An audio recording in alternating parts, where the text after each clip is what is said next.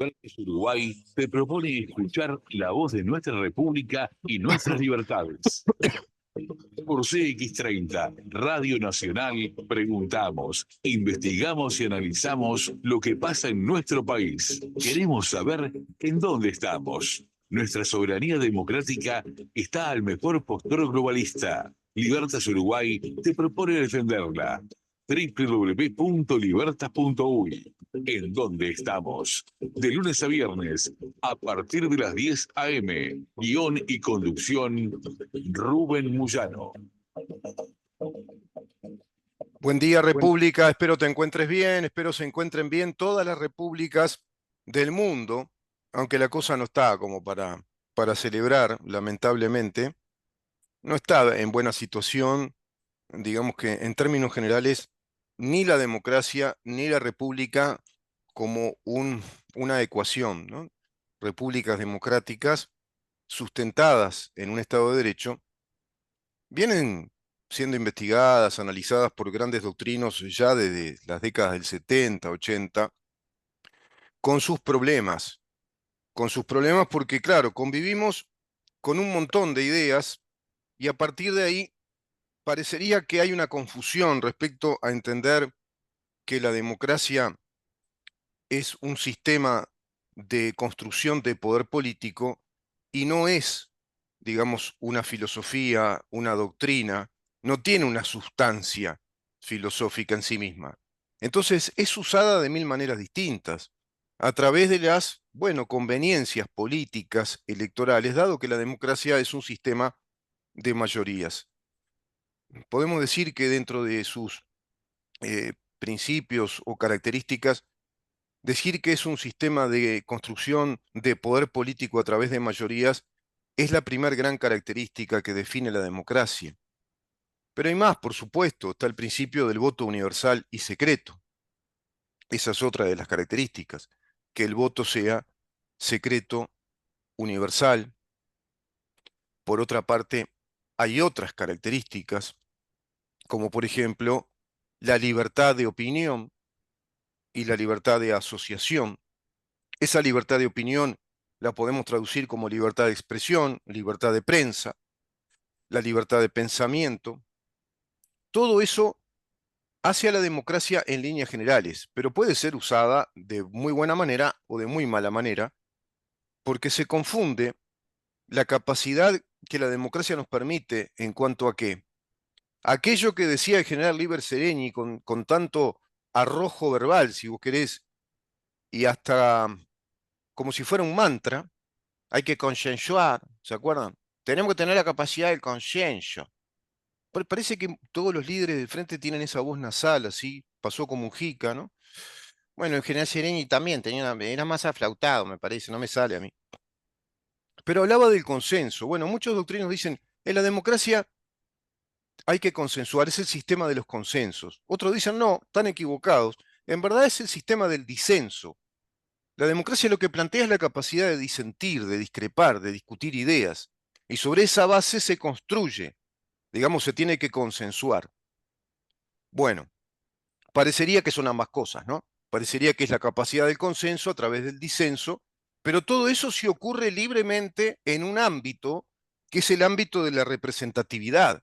¿Y dónde está el ámbito de la representatividad en la democracia? En nuestros representantes, en los que integran el poder legislativo, llámese diputados y senadores. Es en ese ámbito parlamentario donde se discuten las ideas y se llega a consensos.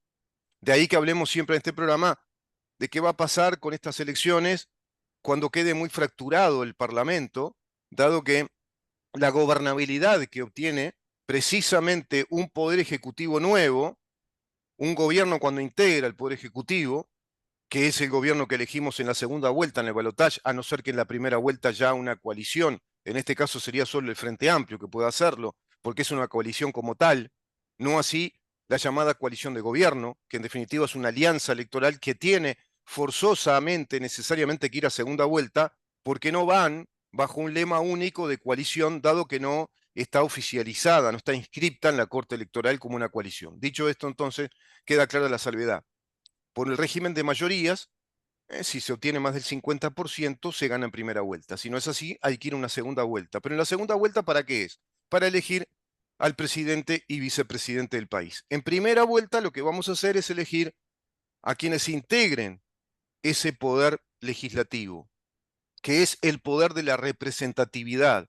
No solo porque nos representa en las mayorías de votos que delegaron en esos diputados y senadores la construcción legislativa de nuestro país, sino porque esos diputados y senadores deben representar los principios constitucionales que estableció el constituyente.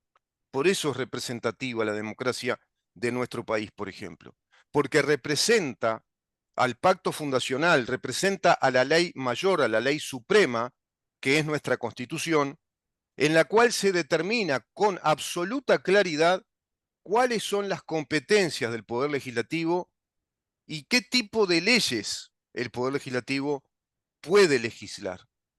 Y ese tipo de leyes obedecen a principios que la Constitución también establece para vivir en este país. Principios constitucionales de nuestro Estado. Principios constitucionales que hacen a principios filosóficos liberales. ¿Por qué liberales? Porque responden a los principios de una filosofía, no solo política, sino también económica, social, ética, a una filosofía epistemológica, es decir, una filosofía académica, científica, que le atribuye a la democracia el contenido, la sustancia de ser una democracia en representación de esos principios que están en la Constitución y ser una democracia en representación de la voluntad popular, es decir, de la voluntad del cuerpo electoral, que decide qué diputados y senadores quiere tener según nuestro régimen electoral. Según nuestro régimen electoral, que es un régimen de mayorías, para mí. No es de mayorías proporcionales como la Constitución lo formula, dado que no se cumple eso según la cantidad de personas que votan por departamento y luego el resultado de diputados y senadores. Pero bueno, ese es un tema técnico, no nos vamos a meter ahora. Lo cierto es que básicamente somos un sistema de mayorías, ese sistema de mayorías sobre principios, por ejemplo, es decir, tienen nuestros representantes que legislar de acuerdo a esos principios, vale decir, el principio de igualdad ante la ley, el principio de la generalidad de la ley, el principio de la seguridad jurídica. No se puede hacer una ley que pervierta la seguridad jurídica, por ejemplo, como se hizo en nuestro país, y se hizo a instancia del Frente Amplio, cuando se derogó la ley de caducidad, una ley inderogable, porque es una renuncia a la pretensión procesal, artículo 228 del Código General del Proceso. Lo digo rápido porque lo dijimos 20.000 veces, espero que se entienda. Una renuncia procesal es, digamos, inderogable cuando es ley, en este caso, porque puede ser por persona física o persona jurídica en el trámite de un juicio, ahí es un acto judicial, pero cuando es a través del Estado lo debe hacer por ley, porque renuncia en determinados casos, mediante una ley especial, renuncia a la pretensión procesal o pretensión punitiva que el Estado tiene. Renuncia entonces usufructuando, usando un derecho potestativo, unilateral. Solamente el sujeto activo de derecho procesal puede renunciar a su pretensión procesal. Eso hizo el Estado uruguayo. Renunció a su pretensión procesal en determinados casos según los artículos primero, segundo, tercero y cuarto de esa ley que se llama Ley de Caducidad de la Pretensión Punitiva del Estado, ley especial. No caduca la pretensión punitiva del Estado en términos generales, sino que es en términos particulares especiales mediante una ley especial, que era precisamente para compensar la situación que planteaba la ley de amnistía respecto a terroristas que atentaron contra el Estado uruguayo. Y así se le daba entonces la renuncia a la pretensión procesal a todos aquellos militares y policías que defendieron o estaban comprendidos en aquellos gobiernos de aquel periodo de la dictadura de 1973 a 1985 en defensa de las instituciones nacionales, de la soberanía nacional, como lo disponen los artículos 31 y 168. Acá hay un claro ejemplo de cómo se debe legislar. Se debe legislar reconociendo los efectos que una ley ya produjo respecto a derechos adquiridos. Por ejemplo, la reforma de la seguridad social no se podría haber legislado derogando los efectos de la ley anterior. Se siguen todos los que están bajo el viejo régimen jubilatorio y ya han corrido muchos años, siguen bajo esos efectos jurídicos, bajo esa situación jurídica. Esos son los principios, por ejemplo. Otro principio muy grande es la separación de los poderes. Bueno, no se puede legislar como legisló el Frente Amplio, una ley, que es la ley del Código del Proceso Penal, que establece que los juicios penales van a ser por fiscales y no por jueces, en una primer gran etapa, que es la etapa de absorción de las denuncias, y esas denuncias de supuestos delitos son precisamente tomadas, absorbidas por fiscales que tienen además una especialidad fiscal, y bajo esa especialidad fiscal se dan, por ejemplo, las prerrogativas del secreto de testigos, del secreto de la carpeta fiscal. Es decir, se ha construido una especie de bastión inexpugnable dentro de la esfera de la acción de los fiscales, que es una acción administrativa, dado que bajo esa especialidad fiscal nadie puede recurrir las acciones administrativas de esos fiscales hasta arribar a la acusación penal, porque se instala un sistema fiscal acusatorio adversarial que contraviene directamente, desobedece directamente los principios constitucionales del debido proceso, como se formulan en los artículos 15 al 23. Nuestra Constitución nos dice que cada imputado, cada denunciado, debe ser tratado como inocente hasta demostrarse lo contrario. Se presumirá inocente y debe ser tratado así de parte de juez, que es quien puede privarnos de libertad, incluso dice la Constitución. La única autoridad del Estado que nos puede privar de libertad es un juez, dice la Constitución. El juez deberá determinar si se es inocente o no a través de todas las etapas procesales que van a establecer las leyes interpretativas de esos artículos 15 al 23, como el Código General del Proceso, el ex código, el código derogado del proceso penal, y a través de las figuras penales o tipificaciones penales que establece el Código Penal. Por lo tanto, tenemos un montón de garantías con jueces imparciales, técnicos, elegidos a través de un trámite aleatorio de sorteo. Se dice en el principio procesal que el juez es una autoridad supra partes, es decir, está por encima o por fuera de las partes como una autoridad objetiva, técnica, que debe administrar justicia, aplicando justicia desde el Poder Judicial, con todos los trámites procesales, con las instancias procesales que son obligatorias, y es fundamentalmente obligatorio recibir toda la prueba posible, y esas pruebas deberán ser tasadas, evaluadas, periciadas, a instancias de lo que el juez determine en esas investigaciones, dando esas garantías desde el Poder Judicial, porque los jueces son responsables, inclusive so pena de ser sometidos a un juicio penal por mala praxis. Todo eso no lo tenemos más. Tenemos también ahí una ley de un código del proceso penal que es inconstitucional y es gravemente lesiva, lesiona con gravedad los principios de nuestra Constitución y los principios de garantía de nuestras libertades. Lesiona, pero muy gravemente, porque incluso admite la confesión del delito cuando se habla del proceso abreviado. Admite que el reo confiese el delito. Y en cambio la Constitución dice que están abolidas las confesiones sobre hecho propio. Está abolida la confesión de hecho propio en un juicio, tomándose en cuenta el principio general de la presunción de inocencia hasta que se demuestre lo contrario. Nadie puede ser tratado como reo en un juicio. Eso lo dice la Constitución. Por lo tanto, en el Frente Amplio se fueron, digamos, desmantelando un montón de principios del Estado de Derecho uruguayo, soberano Estado de Derecho, un montón de principios constitucionales que son principios de libertad, de garantías, que así se establecen en el artículo 7, cuando nos dice que todos los habitantes de la República tenemos el derecho a ser protegidos en el goce de nuestra vida, de nuestro honor, de nuestra libertad. de nuestra seguridad, de nuestro trabajo y nuestra propiedad. Todos esos derechos llamados fundamentales, que a su vez son derechos subjetivos, es decir, derechos que según nuestra Constitución nacen con nosotros, el derecho a la vida, por ejemplo, bueno, en el Frente Amplio tenemos una ley inconstitucional, la que legisla el derecho de la mujer al aborto por su sola voluntad. Y abortar es matar. En las ciencias biológicas se sabe que en la fecundación ocurrió el hecho y luego, una vez ocurrido el acto, la fecundación, la concepción, ya nació esa vida humana y luego viene el principio de potencia, que diría Aristóteles.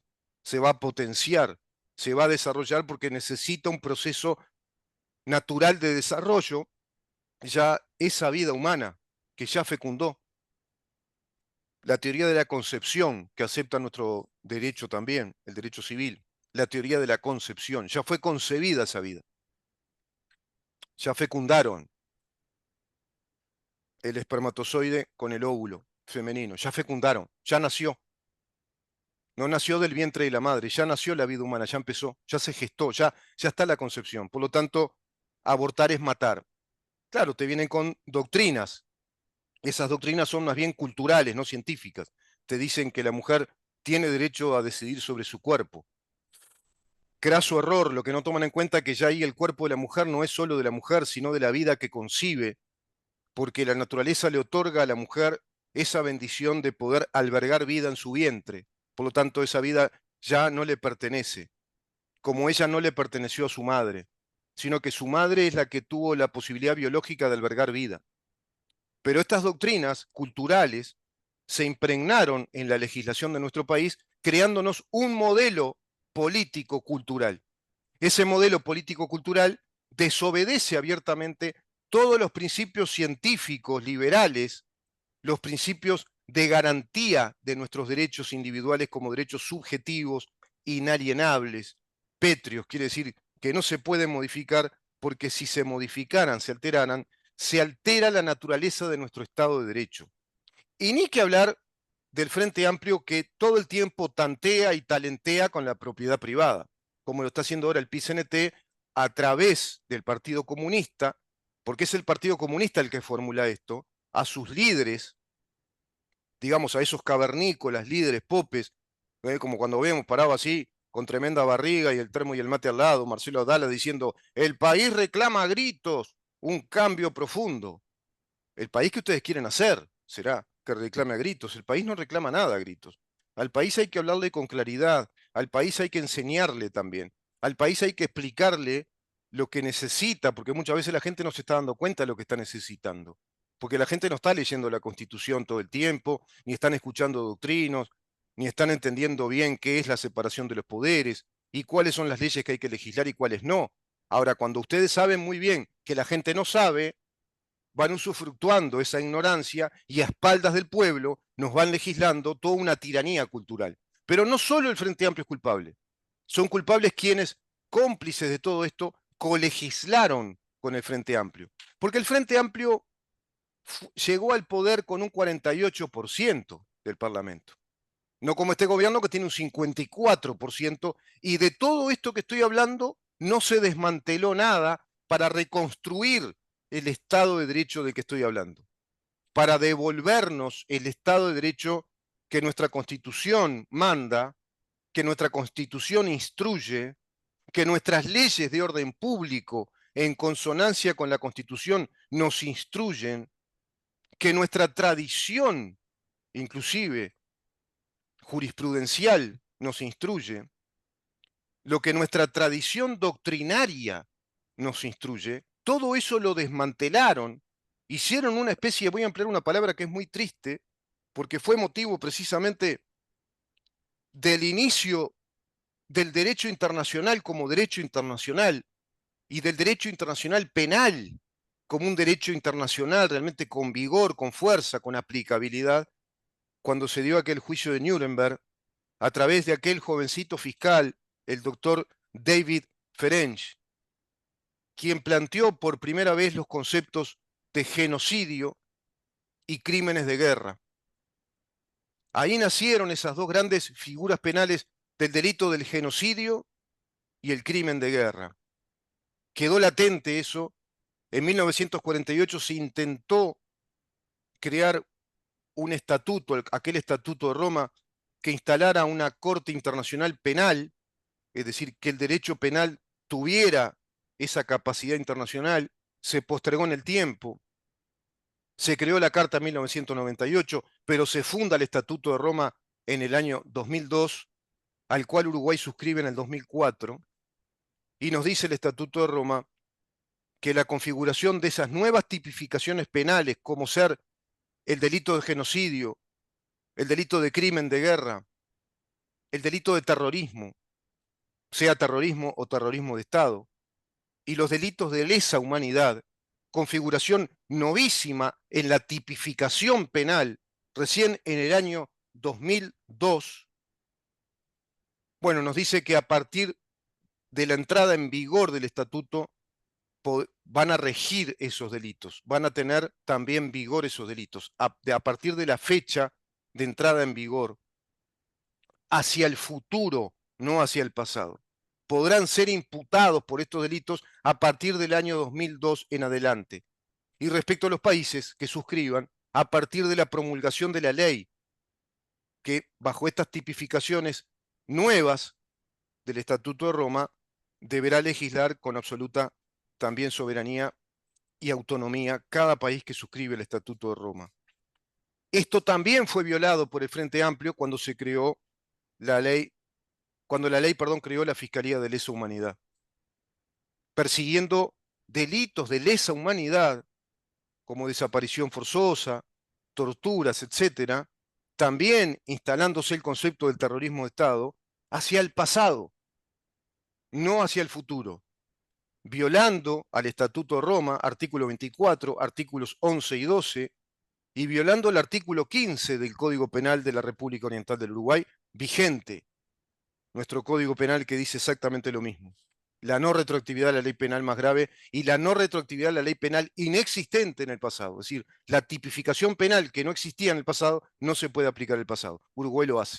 Y no lo hace siquiera a través de un juez, lo hace a través de un fiscal, por lo que dijimos antes, porque rompió la separación de los poderes y no tenemos más jueces de garantías. Todo eso no se reconstruyó en este gobierno. Todo eso que es necesario reconstruir, todo eso que es necesario y urgente, ¿te suena? Ley de urgente consideración, se tendría que haber instalado ahí en todo un paquete para decir, bueno, señores, acá sí que se terminó el recreo marxista, se terminó este recreo de un modelo político cultural que ha roto el contrato, el pacto fundacional que es nuestra Constitución respecto a nuevas generaciones, que a su vez en los sistemas educativos tienen este modelo político-cultural y no el modelo soberano original de nuestro país, donde les dan otra versión de la historia, con otros héroes y a su vez una doctrina, también una ideología cultural en lo que hace a la formación de ciudadanos, como lo es la perspectiva de género en la formación ciudadana que se les da hoy ya a los niños, a los chiquitos en las escuelas, también violando el principio de laicidad que formula la Constitución de la República y formula la ley de la enseñanza en nuestro país, la Ley Orgánica Nacional de Enseñanza, principio de laicidad. Cuántas cosas que el Frente Amplio destruyó en connivencia, en complicidad con senadores y diputados de aquel entonces, que son quienes nos dicen representar, quienes nos piden el voto para representarnos, porque nos representan en tanto delegamos en ellos la capacidad de decidir, de legislar, de parlamentar, de discutir, de llegar a consensos, a acuerdos, pero también sobre la representatividad de todos los principios constitucionales que les instruyen cómo hacerlo, de acuerdo a la representatividad de todos los principios constitucionales que le dicen, hasta acá pueden legislar, señores, acá no pueden legislar. Pueden legislar de esta manera, no de esta otra. Tienen límites, se le llama eso limitación de los poderes. Tienen competencias y tienen, dentro de esas competencias, tienen entonces las instrucciones de la Constitución. respecto a cómo tienen que legislar, qué tipo de leyes tienen que hacer. No es cualquier ley, es siempre leyes que se puedan integrar a los principios de la Constitución, a los mandatos de la Constitución y a su vez al resto de las leyes que en obediencia de la Constitución nos construyen un orden jurídico, porque se hace un país orgánico, un país que nos dé estabilidad jurídica, que nos dé seguridad jurídica. Y la seguridad jurídica obedece a varios principios. Uno de ellos es la organicidad de la ley, que las leyes sean orgánicas en sí mismas y unas en relación con las otras. No se pueden contradecir en principios grandes, claros. Y todos están amparados por la Constitución. Entonces, atendiendo a la Constitución es como atender al gran ordenador que no va a dejar que te confundas, que te pierdas en el camino. Uruguay se perdió en el camino, dejó de mirar o de tirar las miguitas de pan, como en Hansel y Gretel, para poder volver al hogar, desarrollarnos, pero siempre ir a nuestro hogar para ver todas nuestras bases, nuestros principios, los principios que nos fundamentan, los principios que nos dan identidad, esas raíces firmes, esos cimientos que están en la Constitución. Todo eso desmanteló el Frente Amplio, provocando la doblada, discúlpenme la expresión, la doblada de codo para que los otros firmen, blancos y colorados, no firmen todos estos adefesios legales, legalistas, doctrinarios, culturales, de un marxismo cultural, que en nada obedece a nuestra soberanía nacional como una república democrática de democracia representativa. Artículo 82 de la Constitución de la República. Por eso, en el título del flyer decíamos, evitar que el Frente llegue al poder otra vez. Porque si el Frente llega otra vez al poder, va a condicionar desde el poder ejecutivo, brutalmente como ya lo hizo, y le basta con tener un 47, 48%. Con eso ya le alcanza. Los demás son muy débiles. Fíjense que este gobierno con el 54 no pudo doblegar a nadie, no reconstruyó nada de todo esto que estamos hablando.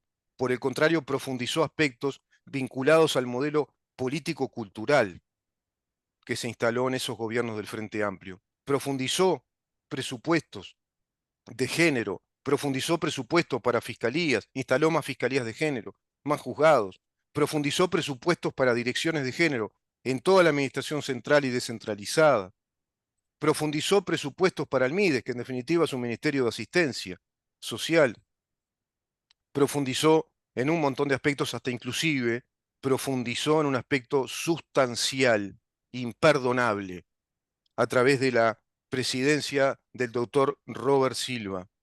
Se instaló el contenido oficial de la perspectiva de género para la formación ciudadana ya a los preescolares, a los escolares, por supuesto, y liceales, se instala por disposición administrativa el plan oficial de la perspectiva de género como un contenido excluyente, exclusivo y excluyente de cualquier otro tipo de perspectiva científica sobre el tema de la sexualidad humana y la formación ciudadana. Y la formación ciudadana. Vamos a una pausa, si te parece, Ramón, y continuamos con este tema.